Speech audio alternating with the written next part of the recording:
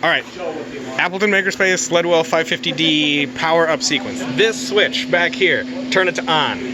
Then we come over here to the control panel.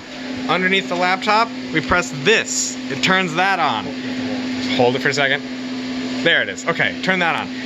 And then we hear the big clunky noises and the machine comes on. You can't power it up for about 10 seconds after you've switched the main power. Right. And always remember to shut off this controller with the off button right here first before you shut off the Ming power in the back. Guy who gave it to us said to do that. Manual says to do that. We haven't tried because we're scared.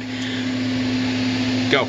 Number one issue is if you forget to turn on and plug in and hook up the air compressor, this hidden warning light behind the laptop that says air pressure will be on and nothing will work. So, turn on and hook up the air compressor. Air compressor. Hose goes in there. Really easy. Air compressor switch is right there. Air compressor has to build to 90 psi and then the alarm goes off. Right? Like that.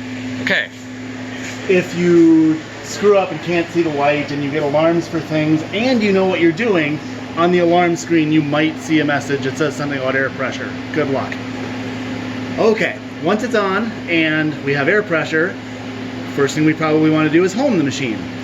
To home the machine, make sure that none of the axes are near the end of travel, otherwise home will go badly for you. Oops, sorry. This would be fine where the machine is right now, but I will demonstrate moving one of the axes just because. Make sure the pendant is on. It's not right now, this light is off. There's a switch directly behind the light. MBI. You have to be in MPG mode. For that light to turn on? Yep. Sure enough. MPG mode, manual pulse generation, you'll need to be in that mode anytime you want any of the manual controls to work, including the automatic tool change release. Okay, once you're in MPG mode, and with the pendant on, you select the axis you want to move, the multiplier for your handle here, and then you can drive it around. X. So just make sure it's not way over near the end. Good enough. Now we'll home each of the axes in turn. We come over here, we select home. We have to clear the alarm first. What? Clear the alarm first, or get off the alarm There's screen. no alarm. All right, fine. Sure. We'll watch the position screen just for fun. I don't think this is going to work. Z. Then this, yeah, Z wouldn't turn on. The pendant is still enabled. I need to flip the switch in the back. Now I can say home, which is already pushed, pick a direction, and then push this red button, which will pretend says something like go.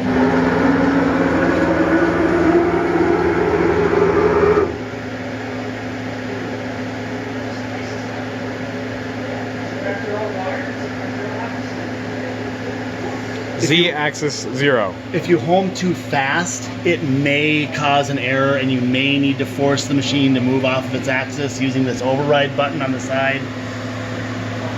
The speed control does control homing speed, but it doesn't seem to read the switch all the time. You might actually need the switch set here when it powers up. I don't get it. We will home our other axes now, so we'll do Y. We're still in home mode, so I didn't have to do anything else.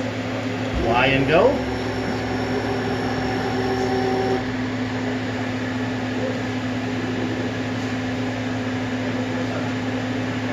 And X. And that corner right there is our machine 0. Now if we look at the position, we're on position. Let's go to all so we can see lots of positions. The machine is at its 0, 0, and because we haven't set any, we'll say work coordinates, that also happens to be 0. Now if we were to drive it around by going to manual pulse generation and turning on the pendant, we can see that I shouldn't have gone over-travel this it. way. Yep. This is an alarm. Pushing reset clears the alarm. However, it also will wipe out your work coordinates. So if you don't want to do that, don't push reset. Right now we can see that I'm changing all the coordinates. Reset. Have we figured out how to clear alarms without killing the reset? Killing everything? I don't think we can. I don't think we can. Okay, cool. Reset will reset the work coordinates, not necessarily to 0. They reset it to some sort of touch off, which is set by whatever your last G92 command was. We'll get on that in the next video. That'll be the next video. All right. That was your basic homing. After this, you could control it manually and mill something. Yay! All right, next video.